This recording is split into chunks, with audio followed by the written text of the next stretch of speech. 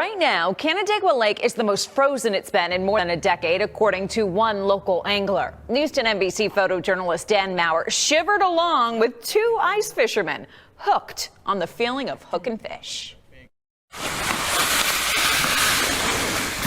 It's been extraordinarily cold, and it's given us opportunities that we haven't had in nearly a decade. I don't know, Billy could tell me, as a local of this lake, when was the last time this froze over? Yeah, last time I've been on here is at least 15 years. So, yeah. It's given us a lot of great opportunities on places that we otherwise don't get to fish, and it's been a lot of fun. We're fishing for lake trout, but there's a few different species of trout in this lake. Lake trout, brown trout, and rainbow trout. So I'll hook it onto the bottom there, and then mark it. So from that hook up to my finger, that's about how much ice we're on. Call it probably 8 inches at least. Been struggling with this for hours. It can be more of a waiting game. You just gotta wait for those, either that lone fish or the little schools to come through, and when they're here, you gotta capitalize on your opportunities. Billy! Billy! Billy! Oh my God. Yo, I need help. There, get him. Get him. Oh my God. Oh my. It's a really, friendly community. A lot of guys help out, especially with early ice. Guys share tips and spots, and it really helps everyone, to enjoy this, wonderful time on the hard water. You meet a lot of new people, especially ice fishing, if not fishing in general. And just like I met Graham right here, met him a couple months ago, and now we're out fishing. That's what we do. I have roughly 200,000 lights in this yard right now. How does this affect your electricity? It about doubles, a little bit more.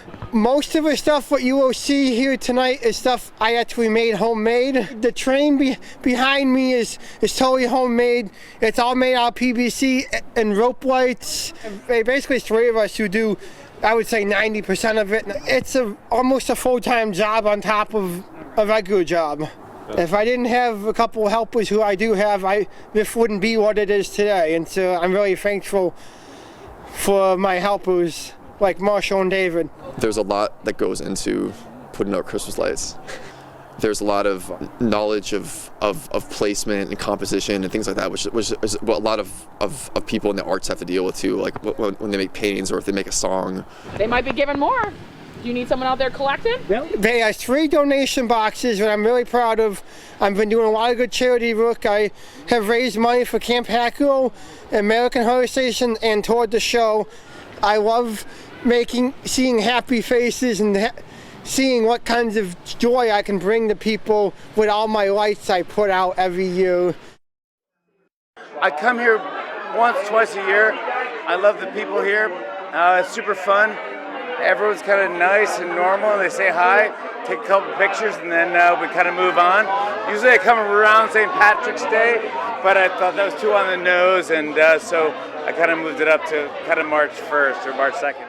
So the Diamond, I like to say, is more of a kind of a symphony. It's like a ballet, and the solos, so myself and number 6, will go out and max perform the aircraft and showcase kind of what it can do, pulling up to 9 Gs, flying upside down at really low altitudes, and going as slow as about 100 knots and as fast as about 750 knots.